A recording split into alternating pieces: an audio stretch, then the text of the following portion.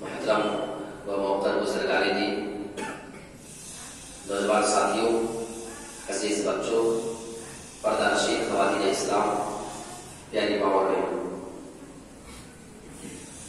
آج میں آپ کے سامنے جس موضوع کے تحت کچھ باتیں رکھنا چاہتا ہوں وہ ہے تکبر سے بچو۔ تکبر، کبر، گھمنڈ، غرور،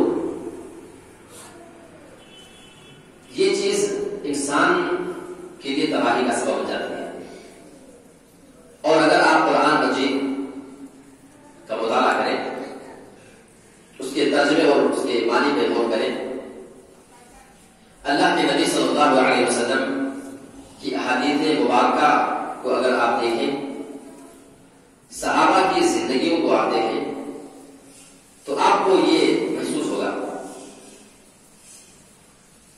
کہ تکبر کو قرآن میں بھی حدیث میں بھی ایک ایسی بیماری بتائی گئی ہے، ایک ایسا گناہ بتایا گیا ہے کہ ایک انسان اچھا بھلا نیک ہو کر کے بھی اگر وہ تکبر میں پڑ جائے تو پھر اس کے لیے جنت جو اس کا ٹھکانہ ہونے والی ہو بدل کر کے جہنم اس کا ٹھکانہ ہو جاتی ہے۔ یہ بات میں اپنی طرف سے نہیں کہہ رہا ہوں۔ اگر آپ کو اس کی حقیقت کو جاننا ہے تو آپ صرف ابلیس کے بارے میں غور کر لیں۔ کس کے بارے میں؟ ابلیس۔ ابلیس کون تھا؟ جناتوں میں سے تھا، ہے نا؟ قرآن کہتا ہے وَكَانَ مِنَ الْجِنِّ، ابلیس جناتوں میں سے تھا، اور اللہ رب العالمین کی بہت زیادہ عبادت کیا کرتا تھا۔ اتنا عبادت کرتا تھا کہ اسے فرشتوں کے بیچ میں رہنے کا موقع مل گیا تھا۔ اسی بنا پہ آپ جب قرآن مجید میں دیکھیں گے، اللہ رب العالمین فرماتا ہے کہ ہم نے جب فرشتوں سے کہا کہ آدم کا سجدہ کرو تو سارے فرشتوں نے آدم کا سجدہ کر لیا سوائے ابلیس کے۔ ابلیس نے سجدہ نہیں کیا۔ ابلیس تو فرشتہ نہیں تھا نا، وہ تو جناتوں میں سے تھا، اس کی نسل تو دوسری تھی۔ اللہ رب العالمین نے یہ کیوں کہا کہ ہم نے جب فرشتوں سے کہا کہ آدم کا سجدہ کرو تو سارے فرشتوں نے کیا، ابلیس نے نہیں کیا؟ بات تو فرشتوں کی ہو رہی ہے۔ اس کا جواب یہ دیا گیا ہے کہ ابلیس اللہ کے اتنا قریب ہو گیا تھا، اللہ کی اتنی زیادہ عبادت کیا کرتا تھا جنت کے اندر کہ اللہ تعالیٰ نے اسے فرشتوں کے بیچ میں مطلب اس کا اٹھنا بیٹھنا ہو گیا تھا، اس کے ساتھ اس کا شمار ہو گیا تھا فرشتوں کے ساتھ۔ اور بدبختی کی جو ابتدا ہوتی ہے، ایک انسان جب بدبخت ہونا شروع ہوتا ہے تو اس کی شروعات ہی اسی تکبر سے ہوتی ہے، اور اس کی دلیل بھی یہ قرآن مجید کیا ہے؟ اللہ رب العالمین فرما رہا ہے وَإِذْ قُلْنَا لِلْمَلَائِكَةِ اسْجُدُوا لِآدَمَ فَسَجَدُوا إِلَّا إِبْلِيسَ أَبَى وَاسْتَكْبَرَ وَكَانَ مِنَ الْكَافِرِينَ۔ اللہ فرماتا ہے کہ ہم نے جب سارے فرشتوں سے کہا کہ تم آدم کا سجدہ کرو تو سارے فرشتے حکم ملا اور سجدہ کرنا شروع کر دیا۔ انہوں نے کچھ بھی غور نہیں کیا کہ اللہ تعالیٰ ہمیں یہ حکم کیوں دے رہا ہے، اور یہی ایک مسلمان کی پہچان ہے۔ اللہ آپ کو جو حکم دے رہا ہے، آپ کیا ہیں، آپ کی ویلو کیا ہے، اس سے فرق نہیں پڑتا ہے، ٹھیک ہے؟ اور کس کے بارے میں کہا جا رہا ہے اس سے بھی ان کو کوئی لینا دینا نہیں تھا۔ اللہ نے کہا، سارے فرشتوں نے فوراً سجدہ کر دیا۔ قرآن کو بتا سورہ بقرہ کے اندر، لیکن ابلیس نے سجدہ نہیں کیا۔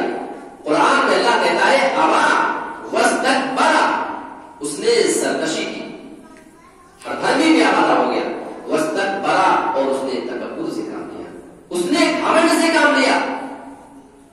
میں یہ کہہ سکتا ہوں کہ یہی وہ گھمنڈ ہے جو سب سے پہلی چیز بنی ہے ابلیس کو جنت سے دور کروانے میں، جو اللہ کا بہت قریبی تھا۔ اسی گھمنڈ، اسی تکبر، اسی غرور کی بنا پہ اللہ کے اتنا نزدیکی ہونے کے باوجود بھی انجام کیا ہوا گھمنڈ کی وجہ سے اللہ رب العالمین نے اس کو جہنم کے لیے ہمیشہ ہمیشہ اس کو جانے میں قرار دے دیا۔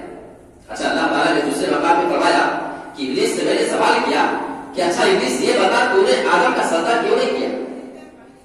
ما منعک الا تسجد اذ امرتک، جب میں نے تجھے حکم دیا کہ تو سجدہ کر آدم کا تو تو نے سجدہ کیوں نہیں کیا؟ سارے فرشتوں نے تو فوراً سجدہ کر لیا۔ جواب دیتا ہے، اسی لیے کہا گیا ہے اول سب سے پہلے جس نے قیاس کیا، سب سے پہلے جس نے اپنا دماغ لگایا دین کے معاملے میں، وہ یہی ابلیس تھا. اس نے بڑا بہترین دماغ لگایا تھا. ابلیس جواب دیتا ہے انا خیر منہ خلقتنی من نار وخلقتہ من طین. اے میرے رب، تم سے سوال کر رہا ہے. تعجب کی بات تو یہ ہے کہ ابلیس بھی اللہ کو اپنا رب مانتا تھا. کیا کہتا ہے؟ انا خیر منہ، میں آدم سے بہتر ہوں. خلقتنی من نار، اے میرے رب تو نے مجھے آگ سے پیدا کیا ہے. یعنی ابلیس سے اقرار بھی کر رہا ہے، یہ ایکسپٹ بھی کر رہا ہے کہ اللہ تو نے ہی مجھے پیدا کیا ہے. یعنی وہ اللہ کو اپنا رب، اپنا معبود بھی مانتا تھا. وَخَلَقَتَهُ مِن طِينٍ، تو نے مجھے آگ سے بنایا ہے اور تو نے آدم کو مٹی سے بنایا ہے، لہذا میں آدم کا سجدہ نہ کروں گا. یعنی بتا کر کے وہ کہنا چاہ رہا تھا کہ میں آدم سے بہتر ہوں، آدم سے افضل میں ہوں. اس نے دماغ کیسے لگایا تھا کہ آپ کو سمجھا دیتا ہوں. اس نے کہا کہ آگ سے میں پیدا ہوا، مٹی سے آدم پیدا ہوئی، میں بہتر ہوں آدم سے. یعنی یہ کہنا چاہ رہا تھا کہ آگ مٹی سے بہتر ہے. جس چیز سے، جن چیزوں کو ملا کر کے تو نے مجھے بنایا ہے، جس مٹیریل سے میری پیدائش ہوئی ہے، وہ آدم کی پیدائش والی مٹیریل سے بہتر ہے. سمجھ لیں؟ یعنی آگ مٹی سے بہتر ہے. تو کیا واقعی آگ مٹی سے بہتر ہے؟ کیا اس کا کہنا صحیح تھا کہ غلط تھا کہ میں بہتر ہوں یعنی آگ مٹی سے بہتر ہے؟ جانتے اس نے کیوں ایسا کہا؟ معلوم ہے؟ اس نے اس لیے کہا تھا کہ آگ کی فطرت میں اس کے اندر اونچائی ہوتی ہے. آگ کی فطرت ہے کہ کبھی بھی آگ آپ جلائیں گے تو آگ ہمیشہ جلے گی اور اوپر کرنا شروع ہو جائے گی. کبھی آپ نے آگ کو دیکھا ہے کہ آگ جلے، آگ کے شعلے اٹھے اور نیچے چلے جائیں؟ کبھی نہیں دیکھا ہوگا. ہاں، ہوا اگر تیز ہے، دائیں بائیں ادھر ادھر تو ہو جائے گی، لیکن کبھی آگ نیچے نہیں جائے گی. آگ کی فطرت ہے، اس کی خصوصیت یہ ہے کہ وہ ہمیشہ اوپر کی طرف چلا کرتے ہیں. اس لیے کہا تھا کہ میں بہتر ہوں. کس سے بہتر ہوں؟ آدم سے، کیونکہ آدم مٹی سے پیدا ہوا اور مٹی کو اس نے خراب کیوں کہا، اپنے سے کمتر کیوں کہا، معلوم ہے اپنے سے نیچا کیوں کہا؟ اس لیے اس نے کہا کہ مٹی کی فطرت میں اس کی خصوصیت یہ ہے کہ وہ پستی کی طرف، نیچے کی طرف ہمیشہ جایا کرتی ہے. مٹی کبھی اوپر نہیں جا سکتی. یقین نہ ہو تو کبھی آپ کھڑے ہو کر کے اپنے ہاتھ سے مٹی کا ڈھیلا اتنا بڑا ٹکڑا اٹھا کر ایسے چھوڑ دو، کہاں جائے گی؟ آسمان میں نہیں. کبھی بھی وہ چھوڑنے کے بعد سیدھا اس کا مقام نیچے چلے جانا ہے. سمجھ رہے؟ اس کا مقام ہے کہ وہ زمین میں جائے گی، وہ پستی میں چلی جائے گی. اس نے بہت زبردست دماغ لگایا تھا کہ اللہ تو مجھے اس آدم کا سجدہ کرنے کے لیے کہہ رہا ہے، حالانکہ تو نے ہی مجھے آگ سے پیدا کیا. جس آگ کی فطرت ہے کہ وہ بلندی میں جایا کرتی ہے، وہ اونچائی میں جایا کرتی ہے، اور اس آدم کو تو نے مٹی سے بنایا ہے جس کی پہچان یہ ہے کہ وہ ہمیشہ پستی میں نیچے کی طرف جایا کرتی ہے. بھلا بلند والا نیچے والے کا سجدہ کیسے کرے گا؟ سمجھ لیں؟ اس نے کہا تھا خلقتنی، تو نے ہی مجھے پیدا کیا. یہ بات میں مانتا ہوں. اس مردود کو اتنا نہیں معلوم کہ جب یہ اقرار کر ہی رہا ہے کہ اللہ ہی نے مجھے پیدا کیا ہے تو کیا فرق پڑتا ہے کہ کون آگ سے اور کون مٹی سے پیدا ہوا ہے. یہ ہو گیا جو اس نے کہا تھا کہ میں بہتر ہوں آدم سے، یعنی آگ بہتر ہے مٹی سے. اتنی بات ہو گیا. دلیل اچھی تھی کہ نہیں تھی؟ دلیل بہت بہترین اس نے دیا تھا، لیکن کیا واقعی اس کی دلیل بہتر تھی؟ کیا واقعی اس کی بات درست ہے کہ آگ بہتر ہے یا مٹی بہتر ہے؟ آئیے اس کا جواب دیتے ہیں. اس کی یہ دلیل تو لایا تھا بھول کے، لیکن دلیل اس کی صحیح ہے کیونکہ آگ مٹی سے بہتر نہیں ہے بلکہ مٹی آگ سے بہتر ہے. لیکن یہ صرف کہنے سے کام نہیں چلے گا، کیونکہ میں نے آپ کو پروف کر کے بتایا کہ آگ ہمیشہ اوپر جاتی ہے، مٹی ہمیشہ نیچے جاتی ہے. جو اوپر جائے وہ بہتر ہوتی ہے، جو نیچے جائے وہ بہتر کیسے ہو سکتی ہے؟ لیکن اب آگے دیکھ لیتے ہیں. اب اگر دونوں کا مقابلہ کروانا ہو صرف اوپر اور نیچے جانے سے پتا نہیں چلے گا کہ کون اچھی کون بری ہے. سمجھ رہے ہیں؟ اس کا اگر دیکھنا ہے تو دونوں کا آپس میں مقابلہ کرو تب پتا چلے گا. آپ اتنا مٹی کا ڈھیر لا کر کے کہیں جمع کر دو، مٹی، اور اس میں آپ ماچس جو سلائی آپ جس سے آگ لگاتے ہیں، ٹھیک ہے، آگ لے جا کر کے اس مٹی پہ آپ آگ لگانے کی کوشش کرو. اتنی ساری مٹی جمع کر دو اور پوری اتنی جتنی سلائی آپ جمع کر سکتے ہو آگ کی، ماچس جو یہاں ملتی ہے اس کو جلا جلا کر کے آپ مٹی پہ آگ لگائیں. کبھی لگے گیا؟ مٹی پہ آپ کو کوئی کیمیکل نہیں ڈالنا ہے، کوئی خارجی باقی الگ سے کوئی چیز نہیں ڈالنا ہے، پیٹرول، ڈیزل، مٹی کا تیل، کوئی کیمیکل نہیں، صرف آگ ہو، صرف مٹی ہو، اب دونوں کا مقابلہ کرو، اس مٹی پہ آپ آگ لگاتے جاؤ، وہ آپ کی آگ ختم ہو جائے گی، لیکن اکیلے یہ آگ اس مٹی کو جلائے گی نہیں جلائے گی۔ ہاں اس میں پیٹرول پڑا ہو تو تھوڑی دیر کے لیے آگ لگ جائے گی اس میں، لیکن کچھ نہیں کرنا، صرف ان دونوں کا مقابلہ، نہیں جلا پا رہی ہے۔ لیکن اگر کہیں پہ آگ لگ جائے، آگ لگی ہو اور جتنے حساب میں آگ لگی ہو اتنا ہی مقدار میں آپ مٹی لے جا کر کے آگ کے اوپر ڈال دو تو کیا ہوگا؟ کچھ ہوگا کہ نہیں ہوگا؟ مٹی آگ کو ضرور بجھا دے گی، لیکن آگ اپنے آپ مٹی کو نہیں جلا پائے گی۔ بھائی آپ دیکھ لو، آپ تو پیٹرول پمپ پہ روز جاتے ہو، آپ نے دیکھا نہیں کبھی بالٹی کے اندر، باکٹ کے اندر وہ بعد میں مٹی کبھی کبھی رکھے ہوتے ہیں، کیوں ہوتا ہے؟ اور کیا کبھی کہیں آگ لگ جائے تو یہ آگ بجھانے کے کام آ سکتی ہے۔ یعنی غور کرو کہ آج سائنس یہ مان رہی ہے کہ مٹی آگ کو بجھا سکتی ہے، وہ بھی پیٹرول پمپ پر اگر آگ لگ جائے تو اس کو بھی بجھانے میں قادر ہے۔ اس سے پتا چلا کہ آگ نہیں بلکہ مٹی بہتر ہے۔ تو اس کی جو دلیل تھی انا خیر منہ، یہ بالکل باطل اور بیکار دلیل تھی، بات اس کی مناسب نہیں تھی۔ یہ میں نے آپ کو بتایا ہے کہ تکبر کی شروعات کہاں سے ہوتی ہے۔ اگر ایک انسان کے اندر تکبر آ جائے، غرور آ جائے، تو یہاں سے اس کی بدبختی کی شروعات ہو جاتی ہے۔ اب اس کے بارے میں اللہ رب العالمین کیا فرماتا ہے؟ ابو داؤد ابن ماجہ کی روایت ہے اور علامہ البانی رحمۃ اللہ علیہ اس حدیث کو صحیح قرار دیا ہے۔ الکبریاء ردائی والعظمۃ ازاری فمن نازعنی من کل واحد منہما قذفتہ فی النار۔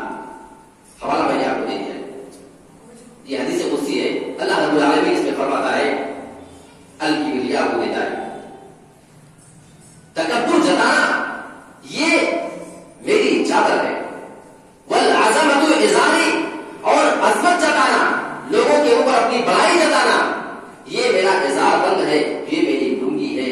فمن نازعنی واحدا منہما، جس کسی آدمی نے ان دونوں چیزوں میں سے ایک بھی چیز کو اگر مجھ سے چھیننے کی کوشش کی، یعنی کسی نے اگر تکبر دکھانے کی کوشش کی، کسی نے کسی دوسرے کے اوپر اگر بڑائی دکھانے کی کوشش کی، قذفتہ فی النار، تو میں اسے اٹھا کر کے جہنم میں دھکا دوں گا۔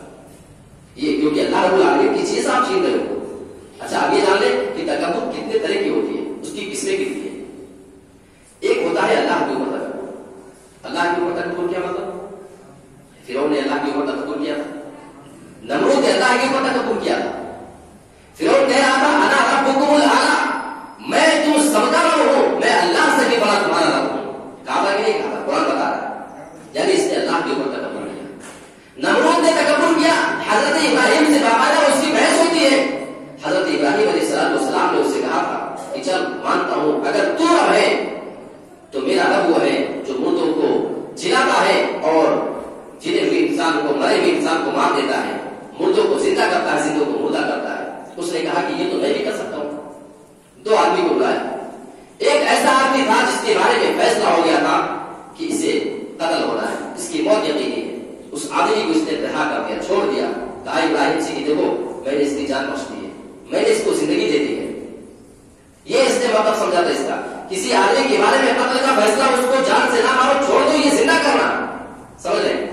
اور ایک اور آدمی جس کے بارے میں یہ حکم ہو گیا تھا کہ اس کو چھوڑ دیا جائے گا، اس کو بلا کر کے اس کا قتل کروا دیا، کہا دیکھو زندہ کرنے پہ اور مارنے پہ تو میں بھی قادر ہوں۔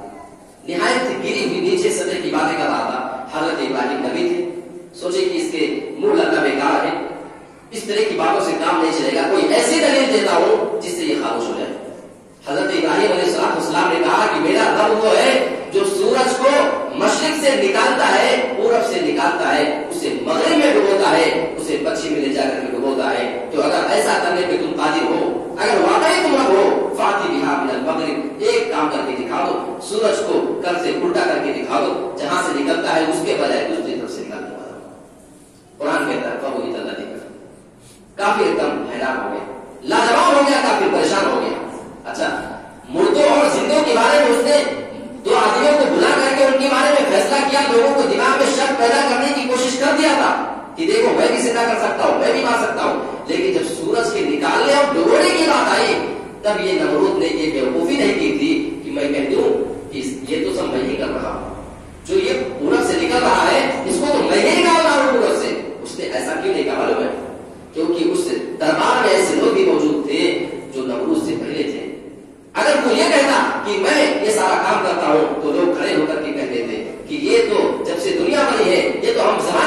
ओर देखते चले आए हैं कि सूरज हमेशा वहीं से निकलता है और वहीं पे जाकर निकलता है, लिहाजा उसने एक काम नहीं करता।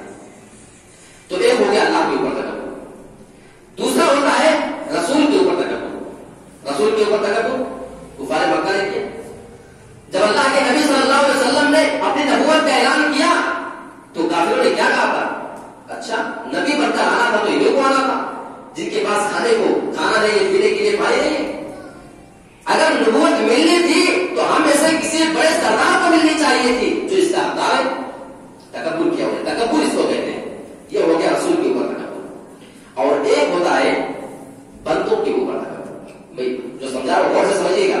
देखिए हम मुसलमानों की जो हालत है ना, हम अल्लाह पर तो तकब्बुर नहीं कर रहे हैं, हम रसूल पर तो नहीं करते अगर मुसलमान है, लेकिन हम तीसरी चीज में आगे फंस जाते हैं, बंदों के ऊपर तकब्बुर। इससे भी हम फंसते हैं और यही चीज हमको ले डूबेगी। बंदों के ऊपर तकब्बुर की कई सूरतें हो सकती हैं। कोई इंसान किसी दूसरे खानदान से ताल्लुक रखता है, कोई जरा निजी खानदान से है, इस मामले में हम तकब्बुर करते हैं, ये भी उसी में शामिल है और ये हराम है। कोई इंसान अगर बड़ा खूबसूरत है, हसीन और जमील है, अपने आप को इतना करके चलता है, दूसरे वाले को वो नीची नजर से देखता है, ये भी तकब्बुर है।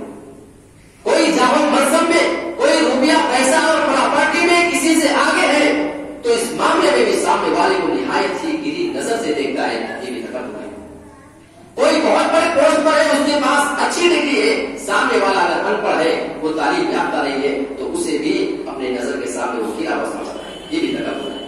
ये हमसे हो रहा है, इसमें हम फंसे हुए हैं। हम रसूल पर तो नहीं कर रहे, हम अल्लाह पर तो नहीं कर रहे, हम बंदों के मामले में तकब्बुर में आज फंसे हुए नजर आ रहे हैं। अगर किसी इंसान को अल्लाह ने बोलने की सलाहियत अच्छी दी है, बात सब जबान उसकी आवाज बड़ी अच्छी है, वो स्पीच बहुत अच्छी देता है, दूसरे लोगों को अगर वो अपने से कम समझता है, उसको गिरी नजर से देखता है, ये भी तकब्बुर है। किसी की क़िरात बहुत प्यारी है, लोग सुनना चाहते हैं, अगर वो इस मामले में इतराता है कि मेरे सामने तो सारे फेल है, ये भी तकब्बुर की इसी शक्ल में आती है। आज ये हमारे दरमियान पाया जा रहा है, जबकि हमारे नबी के बारे में आपको बताऊंगा। मुझे कहना पड़ता है कि हम ऐसे नबी के उम्मती हैं जिस नबी का आलम यह था कि अपने आप को खाकसारी की ऐसी जिंदगी गुजार के वो नबी गया है कि फिर वैसी मिसाल भी देखने को नहीं मिलती है। हमारे नबी का आलम यह था कि मामूली से मामूली आदमी अगर आपको दावत में बुला लेता था, अल्लाह के नबी बड़ी खुशी के साथ उसके घर पे जाकर के खाना खाने चले आएगा। आज करेंगे अगर दो जगह से दावत आ जाए एक साथ में, तो हम देखेंगे कि बड़ी वाली दावत कहां से है, हमारा ही मामला है। जबकि अल्लाह के नबी सल्लल्लाहु अलैहि वसल्लम एक मामूली से आदमी के घर पे जाकर के खाना खा के बड़े इत्मीनान से चले आएगा। आपकी सादगी का यह आलम था कि अगर कोई अजनबी आदमी चला है आपकी महफिल में और अल्लाह के नबी अगर अपने सहाबा के साथ बैठे हो, तो क्या मजाल कि वो आपके लिबास को, आपके पहनावे, आपके ओढ़ावे को देख करके पहचान जाए कि इसमें रसूल कौन है। वो पता ही नहीं पाता था, उसे पूछना पड़ता था कि मोहम्मद सल्लल्लाहु अलैहि वसल्लम कौन है। इस बात की दलील है कि अल्लाह के नबी बहुत ही मुख्तसर और सादी जिंदगी गुजारा करते थे। अल्लाह के नबी इस बात को नापसंद करते थे कि कोई देख करके अल्लाह के नबी को खराब हो जाए, एहतराम में खराब हो जाए। अल्लाह के नबी इससे मना भी किया है। आज हमारे अंदर ये चीज पाई जाती है। हमारे नबी अपने आप को एक गुलाम कहते थे। आप जमीन पे बैठ के खाना खाया करते थे। आप फरमाते भी थे कि मैं जमीन पे बैठ के खाना खाता हूँ, मैं गुलामों की तरह खाना खाता हूँ, मैं गुलामों की तरह जिंदगी गुजारता हूँ। जिस नबी की सादगी का यह आलम, उस नबी के उम्मत की अगर तकब्बुर करें तो ये उनके ऊपर से नहीं है। हमारी शुरुआत भी उसी नबी से, लक़द कान लकुम फी रसूलिल्लाहि उस्वतुन हसना। ऐ मुसलमानों, तुम्हारे लिए रसूल की जिंदगी में बेहतरीन नमूना है, वो तुम्हारे लिए आइडियल है। किस चीज में आइडियल है? सिर्फ नमाज में, सिर्फ रोजा कर लेने में, सिर्फ हज और उम्र कर लेने में वो आपके लिए आइडियल नहीं। अल्लाह के नबी की जिंदगी आप उठाकर देखिए। अल्लाह के नबी चटाई पर सो जाया करते थे, खजूर की चटाई पे आप सो करके उठते तो आपके जिस्म पे उस चटाई के निशान पड़े होते थे। हम उस नबी के उम्मती हैं। अल्लाह ने आपको दिया है, आप उसका इस्तेमाल करें, इससे मुझे कोई एतराज नहीं। हाँ, एक बार अल्लाह के नबी ने फरमाया था, ला यदखुलुल जन्नता मन कान फी क़ल्बिही मिस्क़ालु ख़र्दलिन मिन किब्रिन। ऐसा आदमी कभी जन्नत में नहीं जाएगा जिसके दिल में राई के दाने के बराबर, राई का दाना समझते हैं, सरसों का छोटा दाना होता है जिससे तेल निकलता है, राई के दाने के बराबर बहुत छोटा होता है। अगर उसके बराबर भी किसी आदमी के दिल पे अगर तकब्बुर है, घमंड है, ऐसा आदमी जन्नत में नहीं जाएगा। ये कौन कह रहे हैं? ये हमारे नबी सल्लल्लाहु अलैहि वसल्लम का फरमान है। एक आदमी वहीं पे परेशान हो गया, کیونکہ وہ اچھا لباس پہنتا تھا، اس کے جوتے بڑے اچھے ہوا کرتے تھے. کہنے لگا اللہ کے نبی ان الرجل يحب ان يكون ثوبه حسنا ونعله حسنا. اے اللہ کے نبی آپ تو یہ فرما رہے ایک سوال کرتا ہوں، اگر کسی آدمی کو یہ پسند ہو کہ اس کا لباس بڑا اچھا ہے، اس کے جوتے اس کے پہناوے اور آگے سب اچھے ہو، اگر کسی کو یہ بات پسند ہو اور وہ ایسا کرتا ہو تو کیا یہ بھی تکبر میں آ جائے گا؟ اللہ کے نبی نے کہا میرے ساتھ ایسی بات نہیں ہے. تکبر یہ ہے الکبر غمط الحق وغمط الناس. اللہ کے نبی نے فرمایا کہ تکبر یہ ہے کہ کسی حق بات کو ٹھکرا دیا جائے. تکبر کرتے ہوئے اگر دکھاتے ہوئے کسی حق بات کو ٹھکرا دیا جائے، تکبر اس کا نام ہے. وغمط الناس، لوگوں کو معمولی سمجھا جائے، اپنے سامنے آپ سارے لوگوں کو بیکار سمجھیں، یہ تکبر ہے. اچھا لباس پہننا یہ تکبر نہیں ہے. اچھی زینت اختیار کرنا یہ تکبر میں شامل نہیں ہے. یہ اللہ کے نبی صلی اللہ علیہ وسلم نے واضح کر دیا ہے. اگر ہم مسلمان اپنی زندگی کا آج جائزہ لیں تو حقیقت یہ ہے کہ ہم سارے مسلمان اس معاملے میں پھنسے نظر آتے ہیں. آئیے یہ دیکھ لیتے ہیں کہ تکبر کی قسمیں کتنی ہیں. کئی مختلف صورتوں کی تکبر ہوا کرتی ہے. اگر کوئی انسان اچھا لباس پہننا جائز ہے، لیکن اچھا لباس پہننے کے بعد اگر اس کے اندر عقل آ جائے، وہ سامنے والے کے لباس کو دیکھ کر اگر مذاق اڑاتا ہے، تب یہ تکبر ہے. ایسے آدمی کے بارے میں اللہ کے نبی صلی اللہ علیہ وسلم نے ارشاد فرمایا کہ ایک آدمی تھا، وہ اچھا لباس پہن کر اپنی چادر حسین کر کے زمین کے نیچے چلے جا رہا تھا. تکبر کی وجہ سے لوگوں کو کم تر سمجھ رہا تھا. صحیح مسلم کی حدیث ہے، اللہ کے نبی نے فرمایا اللہ رب العالمین نے اس آدمی کو زمین میں پھنسا دیا اسی کو، اور قیامت کے دن تک وہ آدمی زمین میں پھنستا چلا جائے. تکبر یہ بھی ہے کہ اپنے ٹخنے سے نیچے کوئی آدمی ازار کو پینٹ کو نیچے گھسیٹ کر نیچے. آج مسلمان سے پھنسے نظر آتے ہیں. اللہ کے نبی نے باقاعدہ اس کی وضاحت کی ہے. ثلاثۃ لا یکلمهم اللہ یوم القیامہ. تین قسم کے بد نصیب ہوں گے. کون؟ ہاں، وہ بد نصیب ہی ہوگا جسے اللہ رب العالمین قیامت کے دن پاک کرنا چاہے. جس کو اللہ رب العالمین اپنی نظر سے دیکھنا گوارا نہ کرے، پھر وہ بد نصیب ہی ہوگا. جس کو اللہ رب العالمین اپنے اس کے گناہوں سے پاک نہ کرے قیامت کے دن، اس سے بڑا بد نصیب کوئی نہیں ہوگا. میں اس کا ترجمہ اگر یوں کر دوں کہ تین قسم کے بد نصیب ایسے ہوں گے قیامت کے دن جن کو اللہ رب العالمین دیکھے گا نہیں، جن کی طرف ہم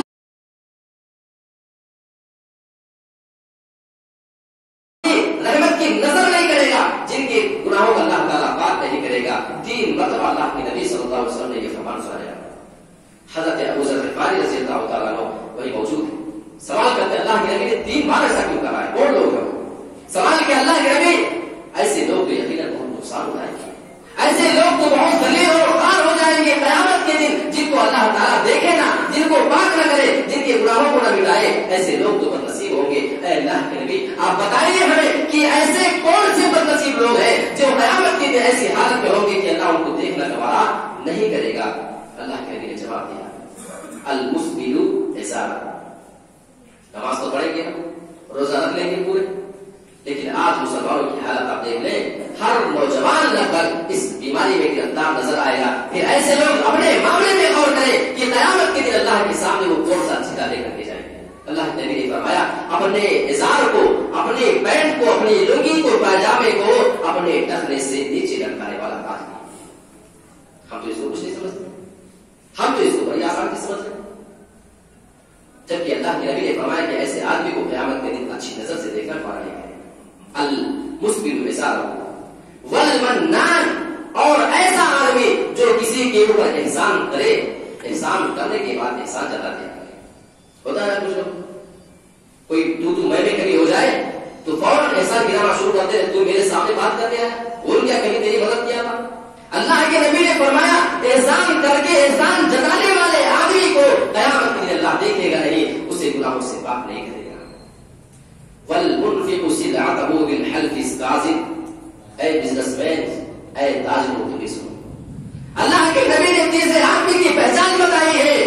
ایسا بزنس مین، ایسا کاروباری آدمی جو اپنے خراب سامان کو جھوٹی قسم کھا کھا کر کے بیچا کرتا ہے، ایسے آدمی بھی اسی لسٹ میں شامل مانے جائیں گے. ان کو اللہ رب العالمین ان کے گناہوں سے پاک نہیں کرے گا.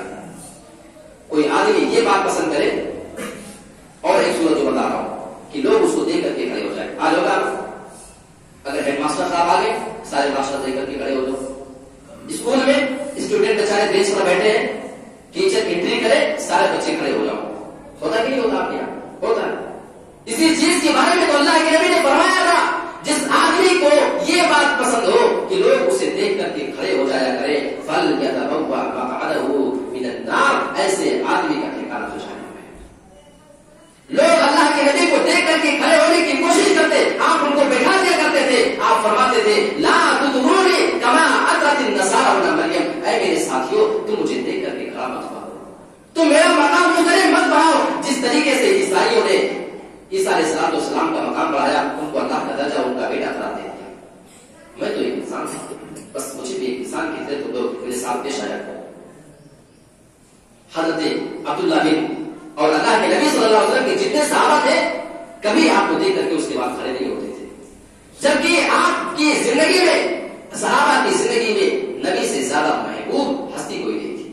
اللہ کی قسم، اپنے ماں باپ سے زیادہ، اپنے بال بچوں سے زیادہ، سارے خاندان سے زیادہ اگر انہیں کسی چیز سے محبت تھی تو وہ جناب محمد رسول اللہ صلی اللہ علیہ وسلم تھے. لیکن کبھی دیکھ کر کھڑے نہیں ہوتے تھے، احترام کرتے تھے، عزت کرتے تھے. اللہ کے نبی تشریف لاتے اندر سے ہی جایا کرتے تھے کہ اللہ کے نبی آ رہے، لیکن کھڑے نہیں ہوا کرتے تھے. آج ہوتا ہے نا، آفیسر صاحب بیٹھے ہوئے آؤ کھڑے ہو کر کے اسلامی بات، لوگ سوال کریں گے کہ مولانا صاحب کسی کو دیکھ کر کے کھڑے ہو کہ نہ کھڑے ہو، اب کھڑے ہونا ہے کہ نہیں ہونا ہے، یہ جواب آپ کو مل جائے گا.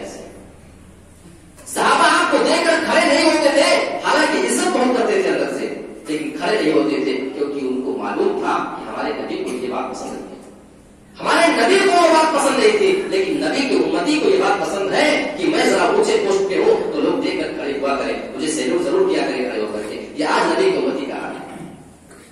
حضرت عبداللہ بن عمر رضی اللہ تعالیٰ عنہ اور حضرت عبداللہ بن عمرو بن عاص رضی اللہ تعالیٰ عنہ ایک بار بابا کے مقام پہ دونوں کی ملاقات ہوئی، کچھ دیکھ کر بات چیت ہوئی.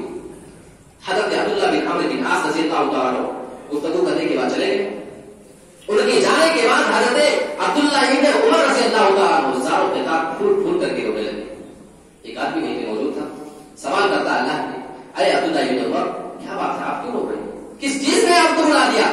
جواب دیتے ہیں کہ ابھی ابھی یہ میرے ساتھی جو میرے پاس کھڑے تھے عبداللہ بن عمرو بن عاص، مجھ سے ایک حدیث بیان کی ہے، میں اسی چیز کو سوچ سوچ کر کے ابھی تک رو رہا ہوں. حدیث کے الفاظ یہ اللہ کے نبی نے فرمایا ہے من کان فی قلبہ مثقال حبۃ من خردل، جس آدمی کے دل میں رائی کے دانے کے برابر بھی اگر گھمنڈ ہوگا، اس کے دل میں غرور ہوگا، کبہ اللہ فی بوجہہ فی النار، اللہ رب العالمین اس آدمی کو اس کے چہرے کے بل، اس کے پیشانے کے بل گھسیٹ کر کے جہنم کے اندر داخل کر دے گا. اسی بات کو جب سے سنا ہوگا رو رہا کہ میرے اندر کہیں کوئی تکبر تو نہیں، لیکن افسوس ہے کہ ہم قرآن کی کتنی آیتیں سنتے ہیں، جب تک بات بیان ہو، جب تک تو دل پہ اثر نکلے، اس کے بعد باہر شیطان اپنا کام دے گا. میرے پیارے ساتھیوں، تکبر ایک انسان کو زیب نہیں دیتا ہے. جو انسان جس کی پیدائش اس مٹی سے ہوئی ہے، جس مٹی کو ہم خود اپنے پیروں کے نیچے سے روک کر کے چلتے ہیں، اگر وہ اللہ کے اوپر تکبر کرے، رسول پر تکبر کرے، کسی بندے کو اگر وہ حقیر سمجھتا ہو، گرا ہوا اپنے نظر کے سامنے سمجھتا ہو، یہ اچھا نہیں لگتا ہے. اللہ رب العالمین تو قرآن میں بتایا انا خلقناکم من ذکر و انثی، بس ہم نے تو تمہیں ایک ہی مرد ایک ہی عورت سے پیدا کیا. ہاں کسی کو ہم نے زیادہ دے دیا، کسی کو کم، تو کیا اس کی بنا پہ تم تکبر کرو گے؟ اور اگر کوئی اور اللہ رب العالمین نے قرآن مجید کے اندر ایک دوسرے کا مذاق اڑانے سے منع کیا ہے، یقینا ان کو برم اٹھا کر دے. یا ایھا الذین آمنوا، یہاں ایمان والوں کو اللہ پکار رہا ہے جو اپنے آپ کو ایمان کا دعویدار مانتا ہے. سنیں، لا یسخر قوم من قوم، کوئی انسان کسی انسان کا مذاق نہ اڑائے، کوئی قوم کسی قوم کا مذاق نہ اڑائے. عسیٰ ان یکونوا خیرا منہم، تم کیا جانتے ہو، تم تو ظاہری اپنے دیکھ رہے ہو، تمہیں لگتا ہے کہ ہم اس سے بہتر ہیں. ہو سکتا ہے کہ جس کو تم اپنے سے کمتر اور گرا ہوا سمجھ رہے ہو، اللہ کہہ رہا ہے کہ ہو سکتا ہے کہ وہ تم سے اچھا ہو. ولا نساء من نساء، اسلام کا یہ رول ہے کہ اگر کوئی بات مردوں کو کہی جاتی ہے تو اس میں عورتیں بھی شامل ہوتی ہیں، لیکن اللہ تعالیٰ نے یہاں الگ سے عورت کا ذکر کر دیا ہے. کوئی بھی عورت کسی بھی عورت کا مذاق نہ اڑائے. عسیٰ ان یکن خیرا منہن، ہو سکتا ہے کہ جن عورتوں کا یہ عورتیں مذاق اڑائے، جن کو اپنے سے گرا ہوا اور کم تر سمجھے، وہ ان سے زیادہ بہتر ہو. اب سوال یہ پیدا ہوتا ہے کہ سارے حکم میں عورتیں شامل ہیں، قرآن کے غرض سے اللہ تعالیٰ نے یہاں پہ عورتوں کو بھی شامل کیا ہے، ان کا نام لے کر کے کیوں کہا ہے معلوم ہے؟ اس لیے کہ یہ بیماری سب سے زیادہ عورتوں میں پائی جاتی ہے. کسی کو زیادہ برا کرنا, کسی کے بارے میں نکتہ چینی کرنا, کسی کے بارے میں اپنی زبان کھولنا, یہ عورتوں کی زیادہ پہچان ہوتی ہے. مرد حضرات کام میں بزی ہوتے, ان کو اتنی فرصت نہیں ہوتی, لیکن عورتیں چار اکٹھا ہو جائیں تو کبھی ان کی زبان بند نہیں ہوگی, اور جب تک ان کی زبان چلے گی ایک دوسرے کی برائی میں چلے گی. یہ عورت کی خصوصیت ہوتی ہے. اللہ رب العالمین فرما رہا ہے وَلَا تَلْمِزُوا أَنفُسَكُمْ وَلَا تَنَابَزُوا بِالْأَلْقَابِ, تم کسی کو اس کے غلط لقب سے نہ پکارا کرو, کسی کی عیب جوئی نہ کیا کرو, آپس میں ایک دوسرے کو اس کے عیب کو پکار کر کے اس کو پکارا مت کرو, اس کے عیب کو ظاہر مت کیا کرو. یہ قرآن کی تعلیم ہے. لیکن ہم مسلمان آج قرآن کی حدیث سے بھی دور ہیں. آج ہم نبی کی اس حدیث سے بھی دور ہیں جس حدیث میں اللہ کے نبی صلی اللہ علیہ وسلم نے متکبر آدمی کو جہنم کی ہولناکی کا عذاب سنایا ہے. لیکن ہمیں یہ لگتا ہے کہ ہم اگر اپنی پرسنالٹی کے حساب سے نہیں رہیں گے, ہم اگر ہر لطف و خیروں کے سامنے اٹھیں گے اور بیٹھیں گے, ہر کسی کے یہاں دعوت پہ چلے جائیں گے, پھر تو ہمارا اس سوسائٹی میں ہماری عزت کیا رہ جائے گی. آج ہمیں اس بات کی فکر رہتی ہے. ہم اللہ رب العالمین سے دعا کرتے ہیں کہ جس طریقے سے قرآن اور حدیث ہمیں تکبر سے بچنے کی تعلیم دیتے ہیں, اللہ تعالیٰ تو ہمیں اس بات کی توفیق عطا فرما. ہم انسانوں کی کیا اوقات ہوئے بھائی. اللہ رب العالمین قرآن فرما رہا ہے کہ ہم نے تمہاری پیدائش منی کے اس معمولی سے قطرے سے کی. منی کا قطرہ, اس منی کے قطرے سے پیدا ہونے والا انسان, بعد میں اللہ رب العالمین نے آپ کے نصیب میں کچھ دیا ہے تو آپ دوسرے پہ تکبر کریں, پھر یہ آپ کی اس پیدائش کا مذاق ہے, آپ اس کا مذاق اڑا رہے ہیں. حقیقت یہ ہے کہ آپ کی پیدائش ایک معمولی چیز سے ہو رہی ہے, بڑے ہو کر کے آپ دوسرے کا مذاق اڑائیں. یقیناً یہ ایک بیوقوفی اور حماقت والی بات ہے. دنیا میں آپ کو کیا مل جائے گا, تکبر کر کے آپ کو کیا ملنے والا ہے, لیکن ہاں مرنے کے بعد آپ کو ضرور کچھ اس کے بدلے میں نقصان کے طور پہ ملنے والا ہے. اللہ رب العالمین ہم تمام مسلمان بھائیوں کو اس بات کی صحیح سمجھ عطا فرمائے کہ اپنے اندر سے تکبر, غرور, گھمنڈ, جو ایگو ہمارے اندر ہوتا ہے, ایگو, اس کو اللہ رب العالمین ہم سے دور کر دے, اور ہم تمام مسلمان بھائیوں کو ایک مجلس میں ایک ہو کر کے اٹھے بیٹھنے کی توفیق عطا فرمائے. کسی کے درمیان کوئی آپس میں بھید بھاؤ نہ ہو. مسجد میں آپ بیٹھے نا, اس بات کی تعلیم ہے کسی کے اندر کوئی فرق نہیں. ایک لائن میں امیر, غریب, چھوٹے بچے, بوڑھے, نوجوان, سارے لوگ بیٹھے. یہ ہمارے اسلام کی بہت پیاری تعلیم ہے. اللہ رب العالمین تو ہمیں کہی گئی باتوں کا سب سے پہلے مجھے اور اس کے بعد تمام لوگوں کا پیدا ہونے کی توفیق عطا فرما. اللہ العالمین ہمیں سے جو بیمار ہیں تو ان کی اس بیماری سے جلد از جلد شفا کاملہ عطا فرما. ان کی دواؤں میں تو شفا عطا فرما. جن کے ماں باپ اس دنیا سے جا چکے ہیں تو ان کے قبروں کو نور سے منور کر دے, اور ان کو مرنے کے بعد جو لوگ زندہ ہیں, جب تک یہ زندہ رہے اسلام پر زندہ رہے, اور مرنے کے بعد ان کا خاتمہ بالخیر و ایمان پر ہو. اور ہم تمام لوگوں کو مرنے کے بعد اللہ رب العالمین تو جنت الفردوس کے اندر اعلیٰ سے اعلیٰ مقام عطا فرما. آمین. وآخر دعوانا الحمد للہ رب العالمین والسلام علیکم.